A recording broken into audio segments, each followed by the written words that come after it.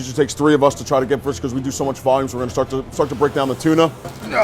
This is our tuna. The tuna loin number 1. Comes from the Gulf. Super nice color today.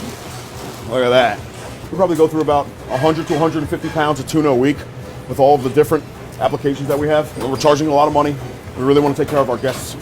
So tons of work goes in ahead of time to make sure that we're 100% prepared for service. So this is the tuna that we're going to use for the kitchen, for all the different preparations that we use in that come out of the main kitchen. And then we have a separate tuna that's outside that comes for the sushi. And we can go take a look at that. This is a Chef Akira. He's our main sushi chef. So this is the type of tuna that we use for sushi. The color's a little bit better. He's wrapping the tuna here so that we can just have it prepared for service. We do so much volume, so we got to make sure that we have enough ready. And so this is the best way to kind of store it. This is going to be for our sesame crusted tuna salad. I'm going to crust the tuna, so I get the tuna just kind of nice and sopping wet with soy sauce. And then we go right into the sesame seeds.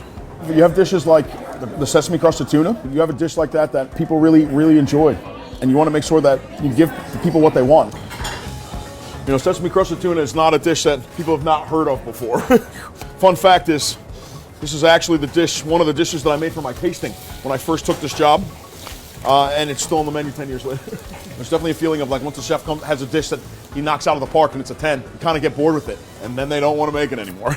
I've had problems with customers. I almost had a mutiny for taking the sea urchin bucatini off the menu. It was like a firing squad ready to come get me.